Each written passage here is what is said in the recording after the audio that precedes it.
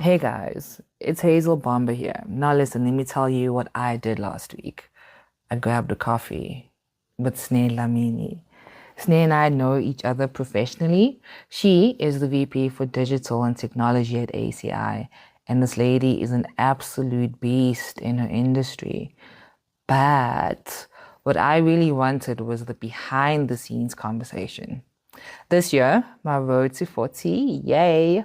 I'm being super intentional about the people I sit across from and the voices I'm learning from. So this isn't an interview, it's a coffee, a conversation about work, faith, and becoming. So go on, grab a coffee on us, and let's enjoy this discussion together. Growing up, I had no idea that the world of IT existed. I come from a rural area in KwaZulu-Natal, and I wasn't exposed to the world of IT. But I just do remember that as a child, I was always that child who was quite curious about, for an example, understanding my grandfather's stereo, where's the sound coming from, being curious about tearing things apart to try and understand exactly how they are built and made. So I think I've always been wired for technology, engineering, and just that level of curiosity, even though I didn't know how to name that and call it tech as such. So I guess tech found me as I was just moving along, and how I got exposed to the world of tech was through a voluntary engagement at the time when a guy from my local church was starting an IT business. I actually had taken a gap year post-matric, and I volunteered to work with him in his business to essentially help him establish and start the business. And midway through that stint, I knew that I wanted to study IT. I just knew. When people look at your journey, it just sounds like it was easy. It's easy to assume that it all just came together and you just figured it out and you pushed your way through. Was it really such a do-it-yourself situation? Or were there key people, moments, or even doors that you didn't expect? Sure, it was definitely not linear. My journey I've had to pivot along the way. I mean, starting from post-matric, not knowing what I wanted to pursue in terms of the role, and then volunteering, and then obviously stumbling across IT and realizing, oh my goodness, this is actually something that I'm quite interested in, to taking on a BSc degree. I've always been more in the sciences, in the STEM side of things, and getting to a point where you realize that tech without business enablement doesn't make sense, augmenting that with a business degree, and then later on, obviously, doing an MBA. So I think my roles have certainly been pivots in various ways. And I mean, I think about starting in a global multinational organization, working within the South African jurisdiction, but also exposing myself to regional roles across Africa, across the Middle East, across different portfolios within IT, because IT in itself is very broad. It's a broad spectrum of capabilities. And what I've done in my career in the last 20 years that I've been in an IT professional environment, is I've dabbled into different areas of IT, both from a breadth as well as a depth perspective. And I think it's the culmination of the portfolio view that enables me then to almost be differentiated across the market. And so my journey has not been a straight line. Yeah. It's been pivots and trying new things and challenging myself, saying yes, putting my hand up for portfolios and programs and projects, even if it's something that's completely different from what I would have done in the past. Being able to walk into a server room with boots and then come out and wear your stilettos and go into a functional meeting with executives or business.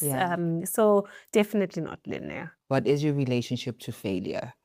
Sure, relationship with failure.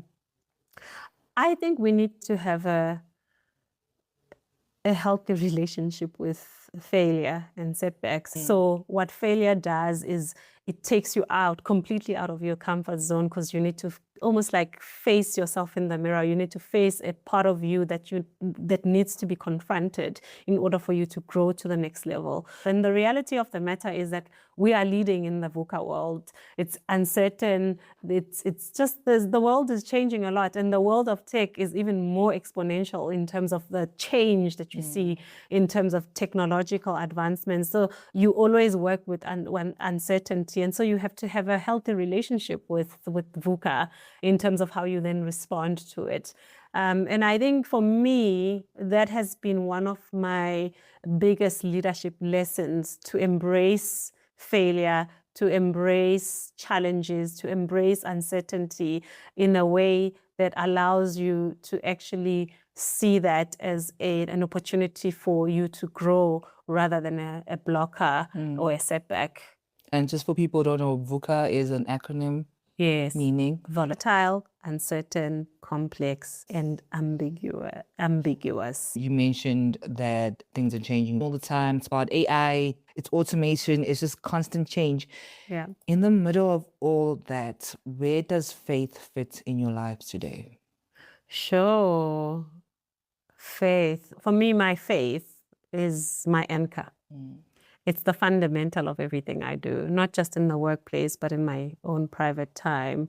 It's the one thing that grounds me, that brings me back to myself, especially, again, in the VUCA world. And I always say that I'm a steward. What God has given me, my life, my kids, my family, my work, every single facet of me, I'm just a steward. I need to steward that well. My kids don't belong to me. My job doesn't belong. It's all God. God has put me in these positions, and I account to him more than I account to my own bosses in the workplace. Speaking of faith and just purpose, a lot of us now are asking ourselves the question, okay, what now? What's next? Do we keep pushing this corporate path? Do we pivot? If we pivot, where do we pivot to? How have you navigated your own what's next moments? And how do you keep moving with intention, even when things can feel uncertain, or a VUCA world, as you call it? I've been there, right? Myself. It's not, like I said, my journey has never been linear. I've been there in those moments where you want to pivot and you might not necessarily know what you need to pivot into. I've always said, one, while you are thinking about your next move, make sure that you are faithful where you are. Do your best where you are. Don't wait for, perfect conditions to give the best of yourself with whatever assignment that you are given at that point in time. Even if the assignment that you have seems to you like it's mundane. At the same time, I think you need to start carving out pathways for yourself in terms of saying, what are then my options to get to where I need to be, based on, some people will say, I want to maybe dabble into entrepreneurship. Maybe I'm not meant to be in corporate. Maybe I am more wired for running my own thing, my own business. And I would say mentorship, sponsorship, speak to those people who are already there and have a conversation with them about what it takes to get there. Yeah. And then last question. As you know, this is my year to 40. So I've been intentional about being 39. Yes. And I wanted to ask, if you could sit with your 39-year-old self, what would you want her to know? My 39-year-old self. When they say life begins at 40, for me, life began at 38, because that 38, 39, the trajectory for me was the year that I felt like I had to confront myself in a deep way.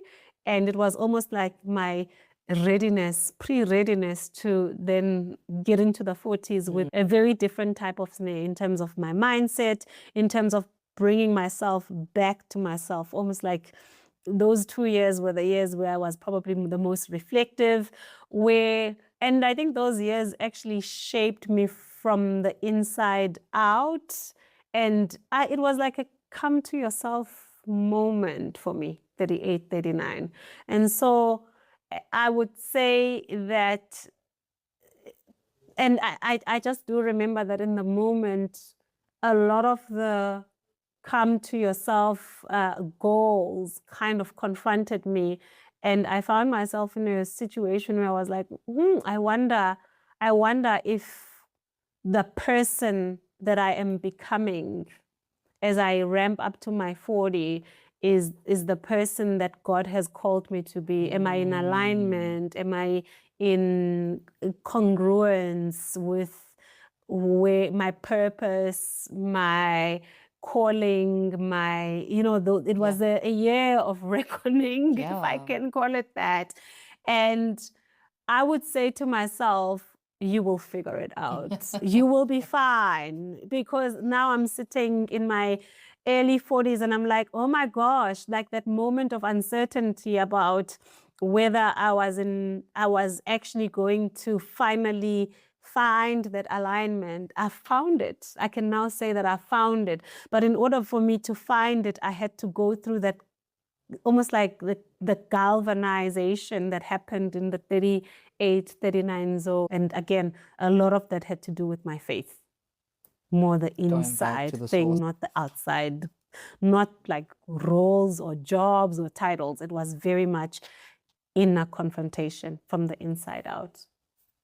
Thank you, Sneh. Thank you for being so candid with us. And thank you all for listening.